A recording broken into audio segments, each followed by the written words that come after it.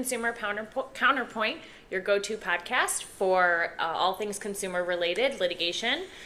Today, we are talking about kind of the trends we saw in 2025, right? We're just going to give a really brief overview of the types of cases, consumer class action cases that we really saw filed a lot in 2025 and really that we expect to continue to see into 2026. Right, yeah, I think that's the big part of just seeing like what are we going to see coming into 2026, what are we going to expect from certain of these areas and these privacy areas especially, and also in pricing. So Christine, why don't you kick us off with the first one? So we've talked about this one many times before, but online tracking technologies, right? All those litigations related to wiretapping, Video Privacy Protection Act that really focus on the use of online pixels on your website that are tracking users' movements and whether or not you have consent to collect that data and send it to third parties. It is really something that we've seen over the last couple of years. This year was a really big year because we started to see some of those cases get to summary judgment. We talked about a big case a couple weeks ago about summary judgment, class certification, right? And courts are really finally starting to tackle the meat of those issues. Because we saw a lot of it where a lot of courts, and this is kind of, I think, applicable to a lot of privacy laws across the country, motions to dismiss, unless it was just like so right in your face, courts were kind of like, all right, I think they've pled enough. I think the courts were a little bit of like, we still don't know enough about this claim and how it relates to these facts. Give us more so we can feel like we're making a sound decision and not just we'll take the defendant's word for it that they failed to state a claim. That's right. I mean, and when you're talking about these older statutes, the wiretap statutes, the Video Privacy Protection Act, where you're trying to fit this new technology into an older statute, courts are it's hard on a motion to dismiss to make that decision of does this fit or does it not fit? Especially when you're trying to, I mean, a lot of courts are going to focus on the four corners of the complaint. It's like you're adding a little bit too much where it's like you might be right, but not at this juncture. Yeah. So I think we're going to continue to see that in 2026. We're hoping to see some amendments from California legislation coming out in 2026 that will provide an exception that allows maybe some of this tracking technology to not fall under the wiretap statutes. But even then, I think that's going to be heavily litigated. Right. So shifting gears let's talk a little bit about Illinois privacy, just because that's been a hotbed for the Biometric Information Privacy Act and the Genetic Information Privacy Act.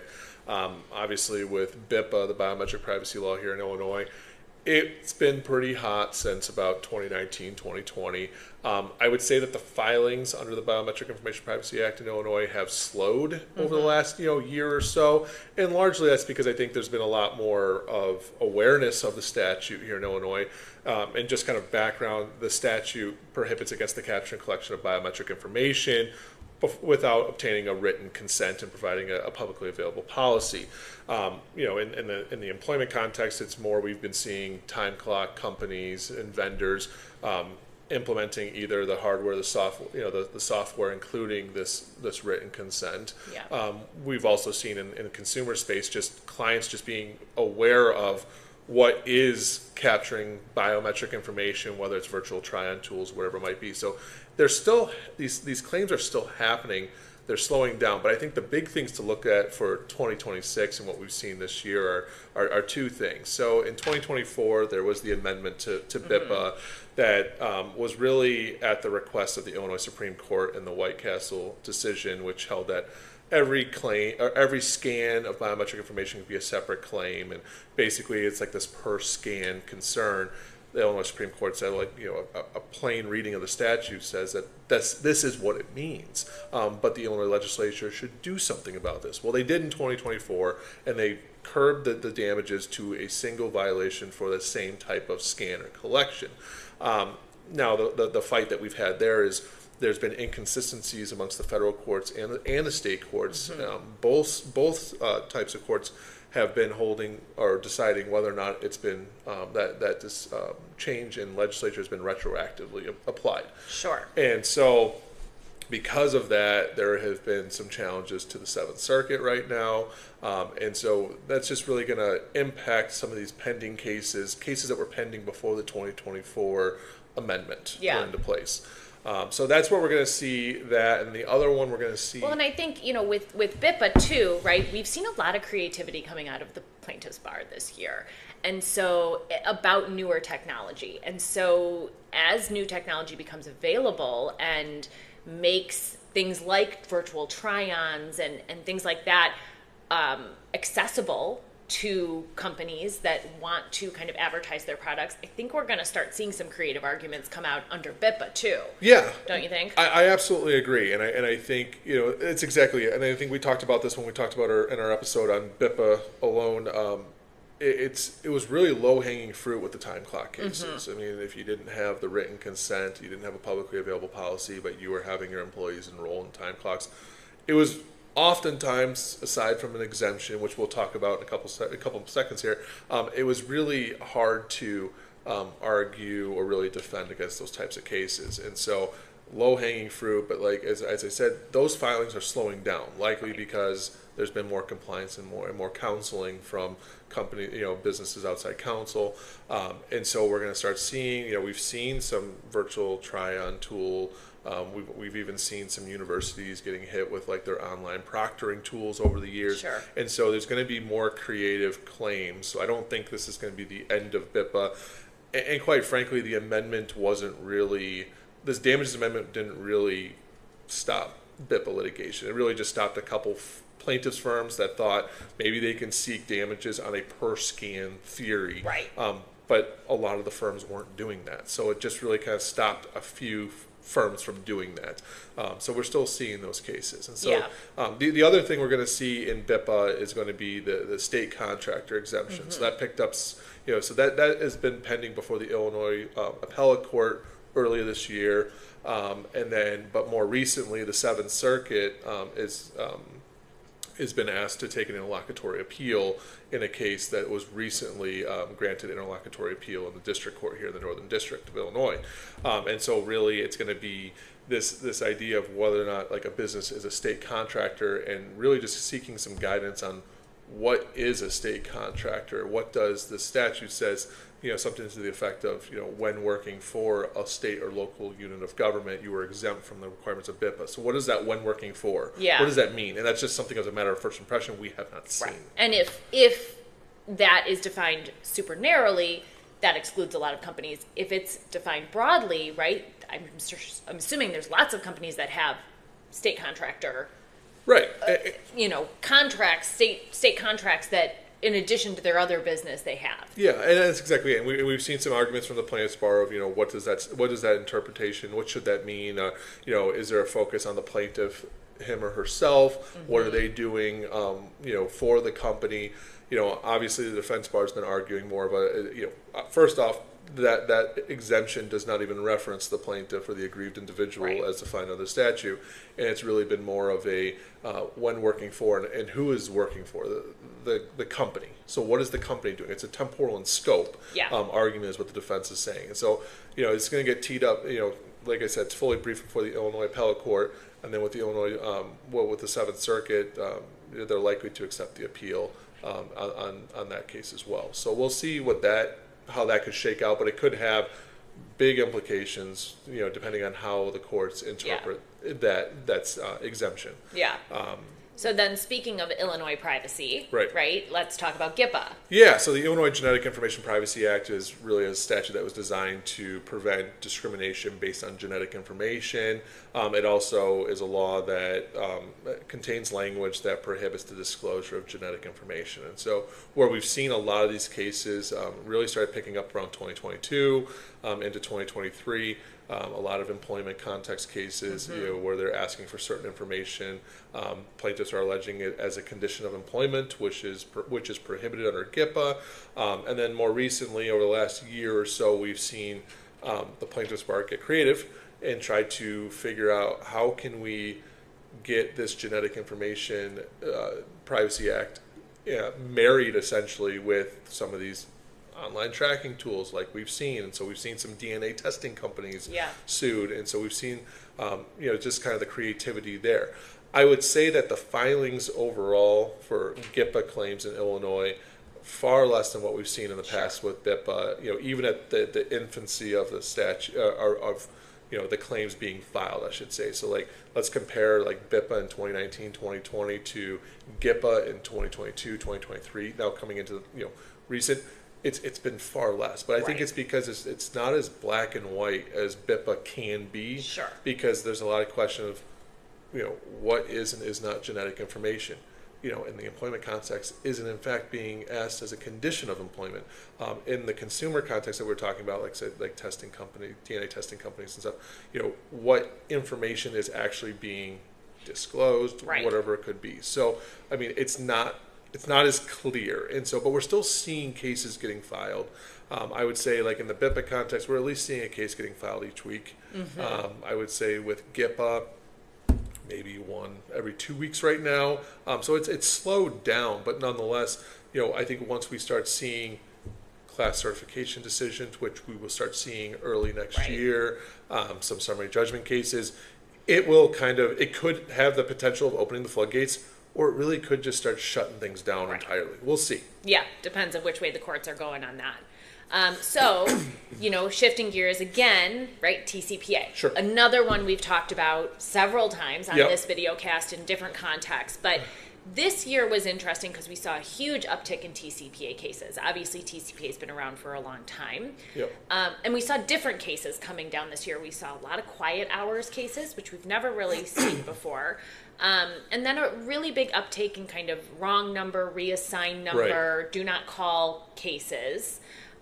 Because the reassigned number database, has been now kind of rolling for a couple years. So now those cases are starting to really form, and there's classes around those cases. So I think TCPA is always going to be a hot topic for consumer class action. I think next year it's going to continue. We also saw this year the opinion from the Supreme Court, right? That kind of opened the doors to reevaluating the FCC's decision. Huge. It's huge, right? And it's going to be big on both sides, right? If we start really reevaluating what the FCC has done, what constitutes a violation, what is a text message? Is it a cell phone? Is it a landline? I think that's going to be litigated a lot in 2026. We also have some new FCC orders, being reevaluated into next year. Comments are open now. So I think there's going to be a lot of new litigation in TCPA space, a lot of new decisions that kind of are going to redefine existing litigation. So it'll be an interesting one to watch, and one I'm sure we'll continue to talk about quite a bit. And I think also, not just TCPA, but the many TCPAs that we've talked about as well, just seeking guidance on various issues. Texas has many TCPA that we covered recently too. So and we've got a bunch of other states that have amendments coming in to their telemarketing statutes. I mean, obviously, telemarketing, text message marketing is a huge part of retail industry now. So there's going to be a lot of companies wanting to harness that ability to market to as many people as possible, and from that, you're going to get a lot more complaints, right? A lot more issues with compliance, issues with state compliance, especially when you have these national retailers who are trying to comply with the TCPA, but then also you have all of these state statutes that they have to be in compliance with as well. Yeah, that's always a tough part. I mean, you just said kind of with, companies trying to market and trying to reach the masses as much as they can. I mean, that's what we talk about with the online tracking tools. I mean, that's what this is all designed to do, is create the traffic to to generate business. I mean, and so but with that comes the risks and that are involved. So many more updates to come, I'm sure, on TCPA and the mini TCPA statutes. Right. So next thing, kind of the trend, and obviously it's a trend. I mean, it's really something we've been seeing year in and year out for a while now. Is data breach. It's not slowing down. I mean, those numbers continue to tick up, even as it just seems that even when you have better systems in place, these threat actors are getting smarter too. And so, what I think is really important for the viewers to know is just there are reporting guidelines under data breach for the affected individuals that might have their information compromised, but also there's reporting requirements under certain state laws to inform state agencies of these breaches as well. Of and there's usually thresholds of if certain number of individuals are impacted, and just what type of information is impacted. And so it's important to know when if you become victim to a data breach, what information was accessed, what information was compromised, and where, if it's individuals' data, where those individuals reside, because that will dictate who you need to start making aware, and to avoid getting on the wrong side of a state agency. And these cases really are a lot about what did you have in place to protect against a data breach, right? I think it's pretty much inevitable that companies are going to suffer data breaches, right? As you said, the threat actors are getting much more sophisticated, and so it's happening more and more often. But the key is what type of information is being accessed and how can that harm an individual. So keeping kind of those social security numbers, that really sensitive information, separate and apart from some of the more generic information, so that, if not everything is accessed, maybe, the less sensitive information got accessed, but the more sensitive information was better protected, right? So really thinking about how you're storing information if you are collecting that sensitive information from consumers or employees. And I think that raises the great point of, what we were kind of discussing of what it looks like, when you become victim of a data breach, and what type of information, and kind of really triaging and understanding what that data was and whose it was. But then once you send out the notices, we discussed it recently. It's not just one lawsuit. It's kind of a race to the courthouse, and it's different jurisdictions. Right. Next thing you know, you're dealing with multi-district litigation. But then the discussion then pivots to, okay, we know a breach occurred. We know that this data may have been exposed, but what was in place to protect that data? What did you do? Was it, right. A lot of the claims we see, are really sounded, negligence claims under, for data breach, because it's a lot of, personally identified information or personal health information, depending on the type of data that was compromised. And so, what did you do to store that data in a way that, largely was, preventable from being, hacked, right? Even though it was. What does it look like? And I think, too, right, once that hack happens, companies want to be transparent. They want to and have to make those notices, right? But how that notice is drafted, what is conveyed, how accurate it is, how definitive you are about this was in fact access as opposed to what may have been, viewable or accessible. Sometimes you just don't know. Sometimes you do know.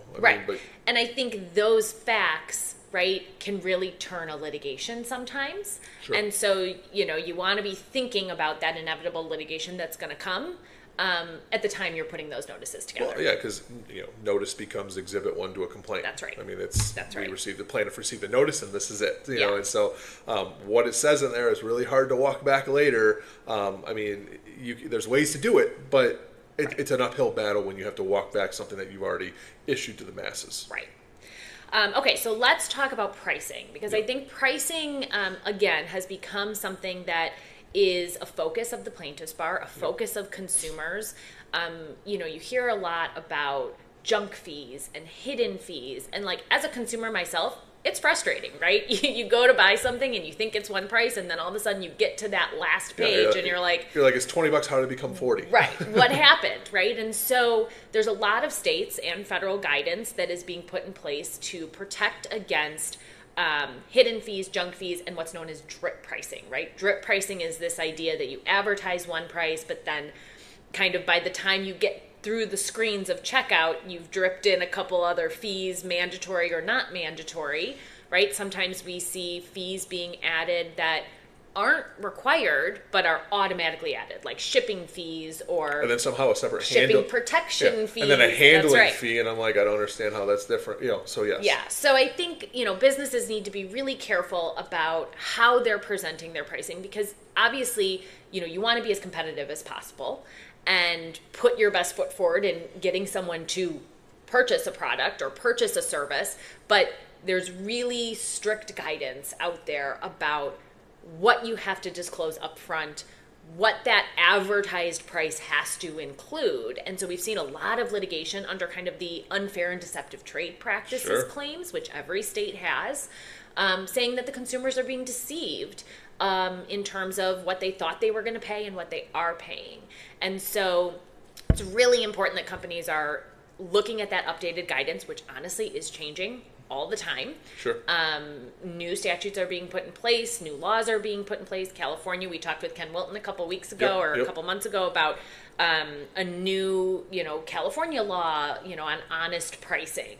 So it's something that, we've seen a lot of litigation on. We're going to continue to see a lot of litigation on as, companies really try to start to get their arms around what is required, what keeps them competitive, and kind of what are the nuances in there of what you can and can't do. Right.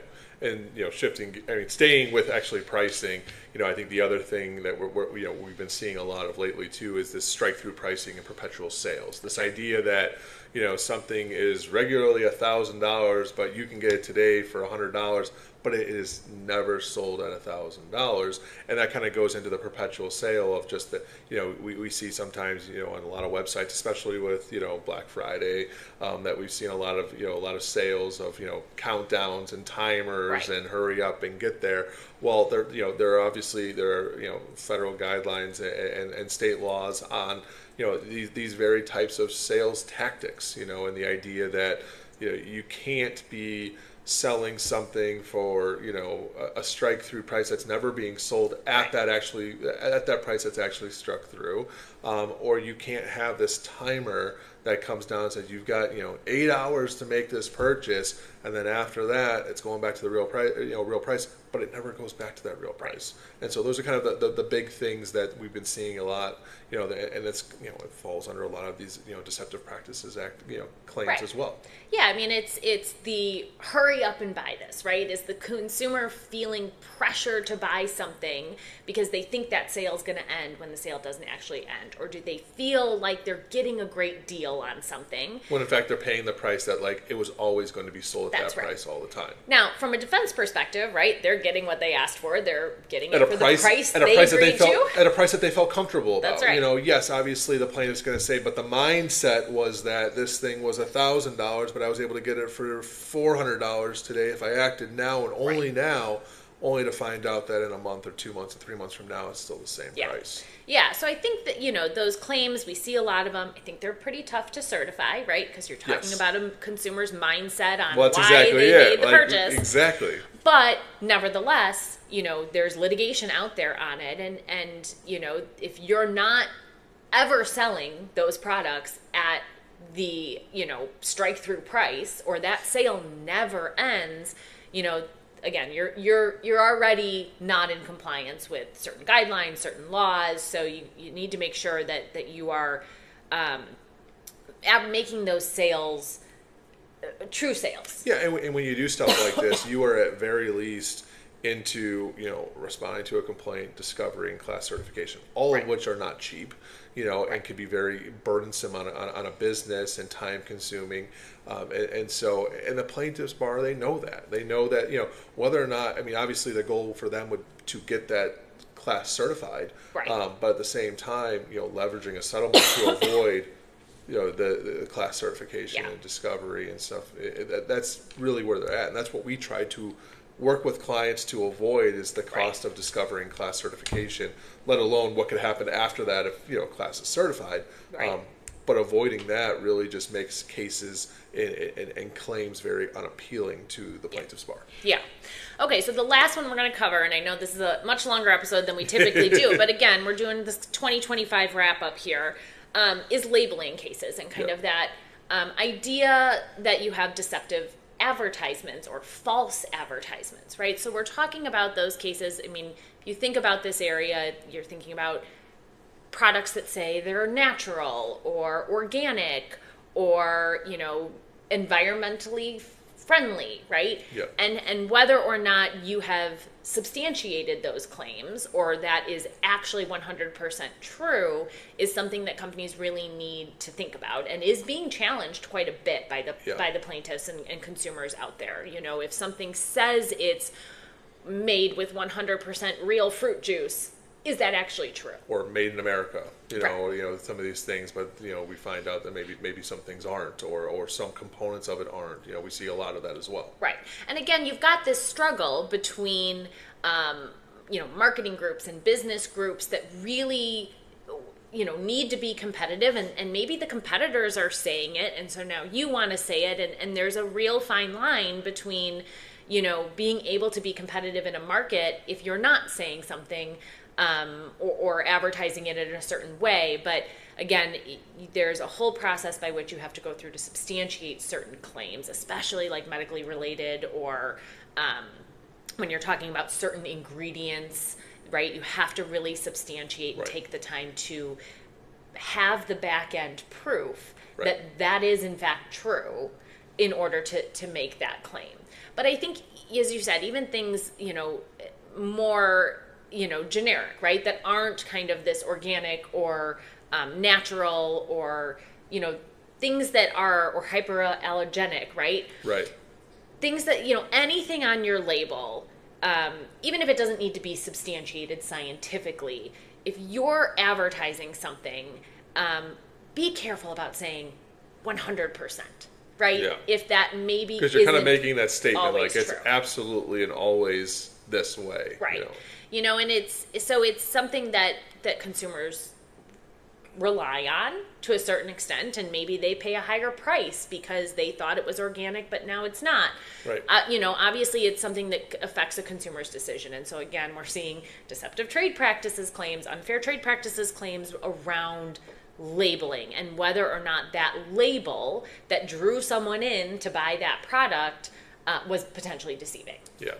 Well, I think we got a lot to look forward to for 2026. That's right. Yeah. So we'll, obviously we did a really quick take on all these topics, some of which we've already covered in depth, others of which we haven't yet, but we will. But I think there's a lot to cover under all of these different areas in the consumer space, and we'll get there. Yeah, absolutely. Thanks.